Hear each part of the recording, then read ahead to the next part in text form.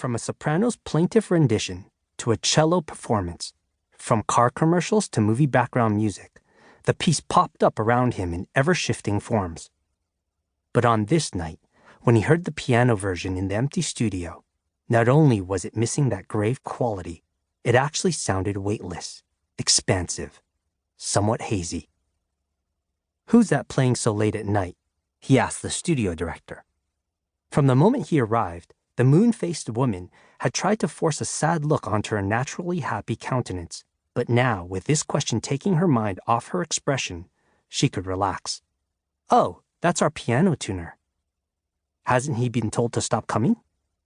"Yes, but he said he was happy to provide free service before the pianos are taken away." Lynn frowned but said nothing. God, what am I going to do with all the pianos? "He plays beautifully, but said no when I asked him if he'd like to offer lessons," she added. "Sometimes we let him use the room for free." "How much do we pay him?" $1,500 an hour. Appallingly paltry pay compared to that of a teacher. A businessman at his core, Lynn intuitively considered the difference in salary. Having no piano of his own and refusing to teach, just happy to be a tuner. To Lynn, that seemed irrational. "He's pretty good," he commented spontaneously. It was, after all, his music studio. If his judgment was off, so what? That's what Instructor Chen said too. Emily had always been Instructor Chen. He, on the other hand, had been the man behind the woman, old enough to be her father, so the staff called him Mr. Lin, but called her Instructor Chen, as if unsure of their relationship. He climbed the stairs slowly, drawn to the music. It truly sounded different from the versions he'd heard, for there was a dreamy sweetness to it, like awakened memories of events long after they'd ended. Sooner or later, these melodies too will disappear from my life. When he reached the top of the stairs, he looked into the only lighted practice room. A man in a baseball cap sat at the upright piano just beyond the partly open door. Lynn recognized the piano. A Bösendorfer. After a while, Emily, a student of violin, had rarely sat at a piano.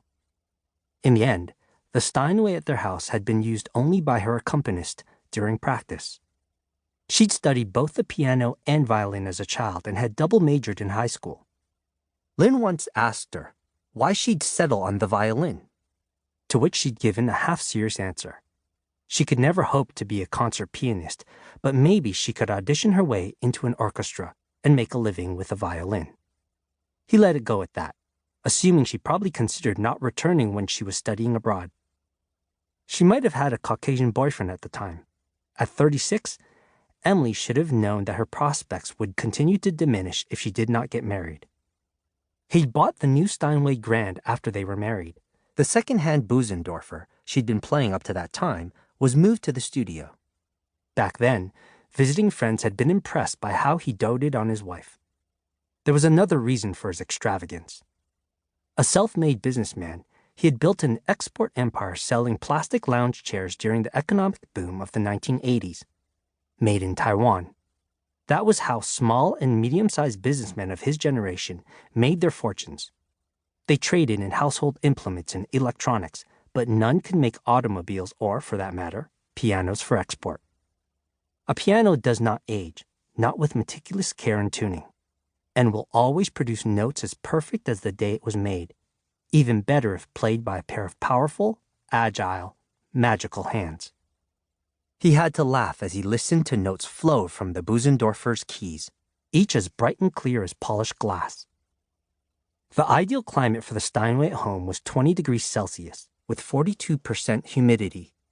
But over the past 6 months, he'd been negligent in caring for the instrument. The old piano, in de facto exile, had been diligently maintained here while a layer of dust covered the Steinway, its keys out of tune, its strings out of shape. He mulled the irony in his aching heart until he tasted a rust-tinged sourness. I'm all alone again, a 60-year-old man. He was reminded of the old Yamaha at home when he was a child. His sister had been given piano lessons. In his father's circle of old-fashioned doctors, playing the piano was a preparatory work for a daughter's future marriage.